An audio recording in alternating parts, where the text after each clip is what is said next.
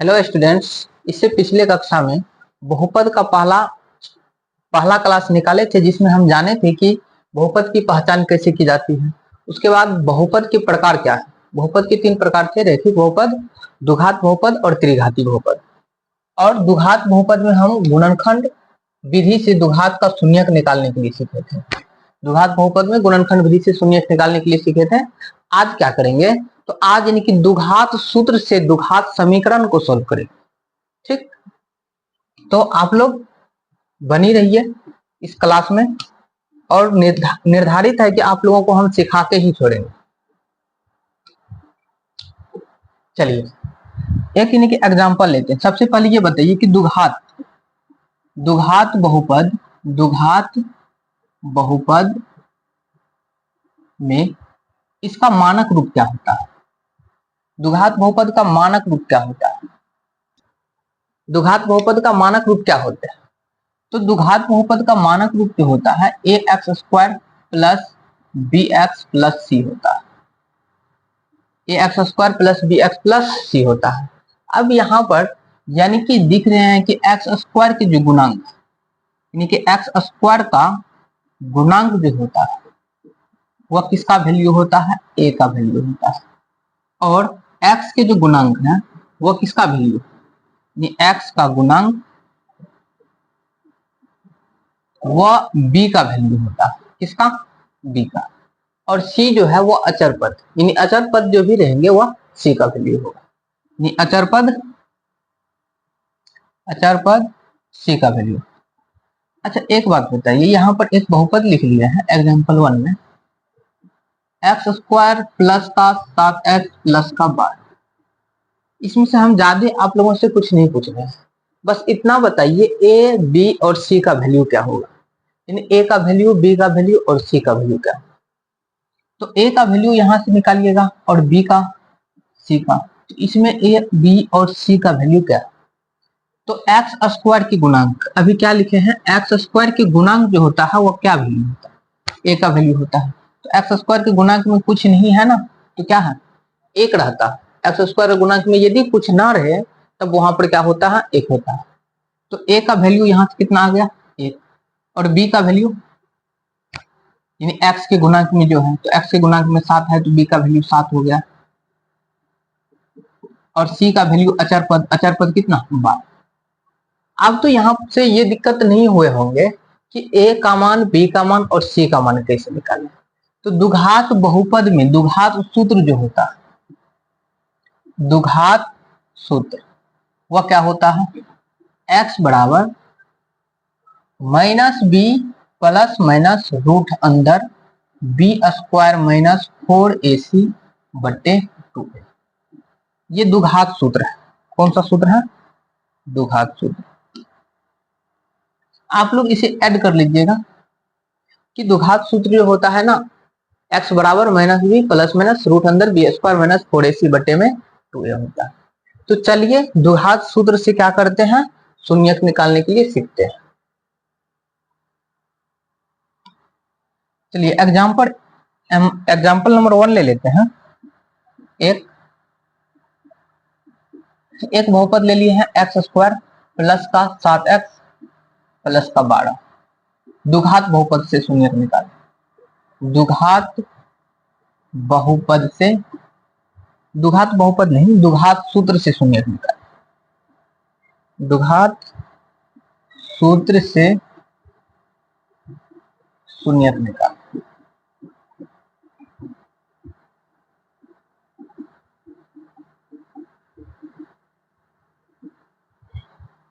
अब बताइए कि इसमें सबसे पहले तो हमें यह बहुपद को लिख लेंगे, और इस बहुपद में जो है सॉल्व a का वैल्यू बताइए कितना होगा। x² प्लस 7x प्लस 12 में a का वैल्यू कितना है। तो a का वैल्यू ज्ञात करने के लिए क्या करना पड़ेगा कि x² की जो गुणांक में है, x² के जो गुणांक में है उसे लिखना है। तो x² गुणांक में कुछ नहीं है तो क्या है, 1 है। और b का वैल्यू बताइए, x के गुणांक में 7 और c अचर वाला। अब निकालना किससे है, द्विघात सूत्र से। तो द्विघात सूत्र क्या होता है, द्विघात सूत्र से यानी x बराबर माइनस का b प्लस माइनस रूट अंदर बी स्क्वायर माइनस 4ac बटे का 2a। ये दो घात सूत्र हो गए। अब इस पर हमें क्या करना है, वैल्यू को बैठाना। तो बताइए x बराबर माइनस फॉर्मूला में ही है, b का मान बताइए कितना है, तो b का मान क्या है 7 और c का वैल्यू, अच्छा c नहीं माइनस b अब प्लस माइनस रूट अंदर b स्क्वायर, तो b का वैल्यू 7 है तो 7 पर स्क्वायर देना पड़ेगा ना। b का वैल्यू यदि 7 है तो क्या कीजिएगा 7 का स्क्वायर कीजिएगा, क्योंकि वहां पर स्क्वायर में है, यानी b का स्क्वायर है तो 7 का स्क्वायर करेंगे। माइनस का 4ac, तो 4 a का वैल्यू 1 और c का वैल्यू 12, तो 1 गुनी 12 बटे का 2a, तो 2 गुनी a का वैल्यू 1। तो x बराबर कितना प्राप्त हो रहा है, -7 प्लस माइनस रूट अंदर, बताइए 7 का पावर 2 है तो कितना हो जाएगा, यानी 7 के पावर 2 है, इसका मतलब तो 7 गुनी 7। यदि मान लीजिए 3 के पावर 2 है तो 3 गुनी 3, इसी तरह से नहीं होता है। तो 7 के पावर 2 है तो 7 गुनी 7 करते हैं तो कितना 49, यानी 49 माइनस 4 बढ़ चौके 48 बटे में कितना आ गया 2 गुनी 1 कर देता हूं 2।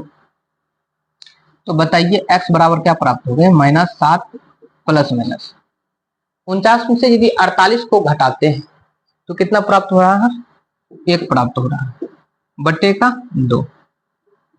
चलिए अब 1 का वर्गमूल तोड़ दें, 1 का वर्गमूल को तोड़ देते हैं तो -7 प्लस माइनस, अब 1 का वर्गमूल कितना होगा 1 ही होगा बटे में 2।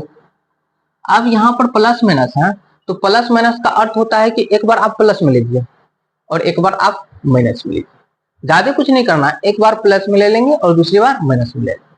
तो चलिए किस तरह से लिया जाएगा, तो -7 एक बार हम प्लस में रख लेते हैं बटे का 2, कोमा एक बार किस में रख लेंगे माइनस में रख लेंगे बटे का 2। तो x बराबर -7 प्लस 1 कितना -6 बटे 2, और -7 माइनस 1 कितना हो जाएगा माइनस में 8 बटे 2, माइनस में 8 बटे 2। अब ये जो है ना क्या हो रहा है 2 से डिवाइड हो रहा है, यानी कि दोनों में 2 से भाग लग जाए, तो कितना 2 से यदि भाग दे दें तो 2 तिया 6 और 2 चौके 8, x बराबर कितना -3 और -4। ये जो शून्य आए हैं ना ये कौन सूत्र से आए हैं, द्विघात सूत्र से आए हैं। तो यहाँ पर हम लिख देंगे बहुपद x square plus 7x plus 12 का शून्यक -3 और -4 है, -3 और -4 है, ये इनका सॉल्व होगा। अब आप लोग बताइए कि इसमें यदि आप लोगों को समझ में कहीं नहीं आए होंगे तो कमेंट्स बॉक्स में बताइएगा और आप लोग इसे लिख लीजिए।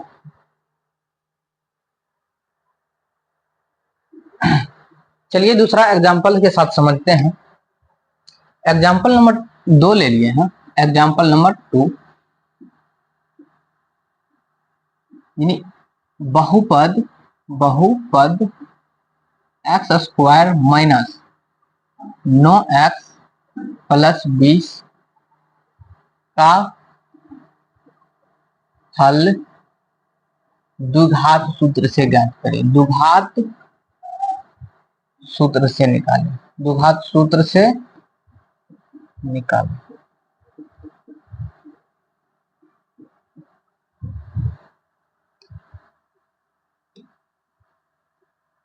यानी कि दूसरा मैथ क्या है, एग्जाम्पल में जो लिया गया है कि बहुपद ले लिए हैं x square minus 9x plus का 20 और इन्हें हमें क्या करना है कि द्विघात सूत्र से सॉल्व करना है। तो सबसे पहले तो आप बहुपद लिख लीजिए सॉल्व में। बहुपद क्या है, बहुपद x square minus 9x plus 20। अब इसमें ये बताइए कि a का वैल्यू कितना होगा, तो a का वैल्यू कौन होगा जो एक्स स्क्वायर के गुणांक में है, एक्स स्क्वायर के गुणांक में क्या है यहाँ पर नहीं कुछ तो 1 है, तो a का वैल्यू 1 हुआ। b का वैल्यू कितना है, b का वैल्यू -9 है और c का वैल्यू कितना है 20 है। यहां तक तो कोई दिक्कत नहीं होनी चाहिए। अब ये बताइए कि हमें निकालना है द्विघात सूत्र से। द्विघात सूत्र से द्विघात सूत्र क्या होता है? तो x बराबर minus B plus minus root अंदर बी स्क्वायर माइनस 4ac बट्टे का 2, यही ना होता है द्विघात सूत्र। ये द्विघात सूत्र हो गए। अब द्विघात सूत्र हमें बैठाना है किनका? ए बी और सी का वैल्यू, और बैठाने के बाद जो वैल्यू आएगा वो x के मान निकलेगा, और x क्या है? तो शून्यक है। तो अब सिर्फ हमें क्या करना होगा? यहाँ से मान बैठा करके सॉल्व करना होगा। तो x बराबर माइनस बी। अब b का वैल्यू देखिए, b का वैल्यू भी -9 है। ये नहीं कि यहाँ का माइनस अलग है, वहां पर जो माइनस है वो अलग है, इसलिए यहाँ पर माइनस पहले लगी हुई है, और b के मान में भी -9 है, और प्लस माइनस रूट अंदर बी स्क्वायर। तो बी का वैल्यू तो -9 है, तो -9 का स्क्वायर -4 गुनी ए। ये बताइए कितना है? ए का मान 1 और सी का मान कितनी है? 20 है। तो ए का मान 1 हो गए और सी के मान 20 हो गए, बट्टे में 2a, बट्टे में कितना? 2a। तो 2a का वैल्यू कितनी? 1। अब ये बताइए कि यहां से सॉल्व किया जाए तो माइनस माइनस क्या हो जाएगा? माइनस माइनस प्लस होता है। ये रूल सिर्फ ओनली गुणा में है। यहाँ पर यदि हम ऐसे करके लिखे कि -3 और -5 कितना होगा, तो ये नहीं बता दीजिएगा सर माइनस माइनस प्लस हो गए, 5 3 8 हो गए। ये गलत हो जाएगा। क्यों? माइनस में 3 और माइनस में 5 है, तो इसका मतलब माइनस का 8 है, यानी कि 3 रुपया पहले इस कर्जा है, 5 रुपया फिर ले लिया, तो कितना रुपया कर्जा हो गया? 8 रुपया कर्जा हो गया। तो यदि यही पॉइंट यदि गुना में रहता, -3 गुनी -5, ये गुना में यानी कि बदल जाता, माइनस माइनस प्लस 5 किया 15। ठीक, तो यहाँ पर माइनस माइनस क्या हो गए? प्लस हो गए 9, और प्लस माइनस रूट अंदर 9। चलिए ऐसा क्या? अच्छा, यहां से ये बताना है कि -9 के पावर 2 है, तो -9 के पावर में यदि 2 है तो इसे हमें क्या करना पड़ेगा? -9 को 2 बार गुना करना पड़ेगा, यानी -9 गुनी -9। अब ये अभी बताए हैं, बताइए गुना में माइनस माइनस क्या हो गए? प्लस हो गए, और 9 नमा 81।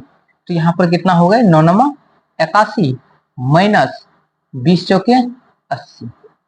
20 चौके 80 होता है ना, बट्टे में 2 गुनी 1 कर दे तो कितना हो जाएगा? 2 हो।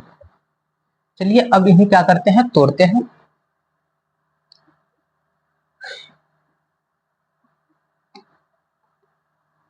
यानी x बराबर 9 प्लस माइनस रूट अंदर 81 में से यदि 80 को हम घटा दें तो 81 में से 80 जाएगा तो कितना बचेगा? 1 बट्टे का 2।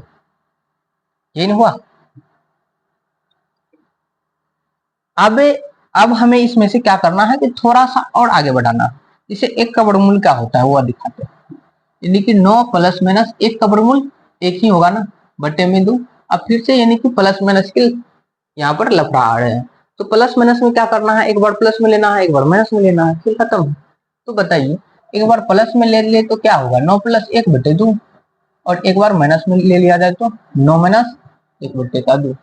अच्छा, 9 प्लस 1 कितना हो जाएगा? 9 1 10, 10 के बट्टे में 2, और दूसरी 9 में से 1 गया, 8 के बट्टे में 2, यानी कि 10 में भी 2 से भाग जा रहे हैं, और 8 में भी क्या हो रहे हैं? 2 से भाग जा रहे हैं। तो इसे सरल कर देते हैं। तो x का वैल्यू कितना? 2 से कट गया 5, 2 से कट गए 4, यानी x का वैल्यू 5 और 4। अब यहां से हमें यही बताना है कि बहुपद जो है उनका शून्यक क्या है। तो बहुपद क्या है? लिखेंगे बहुपद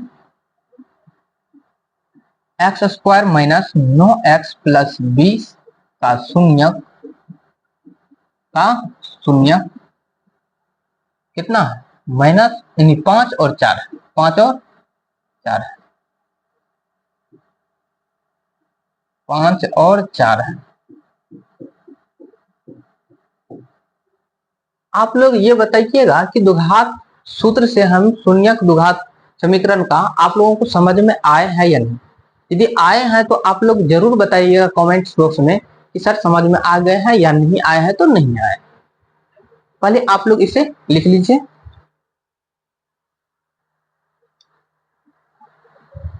आप लोग ऐड कर चुके होंगे। चलिए कि अब जो है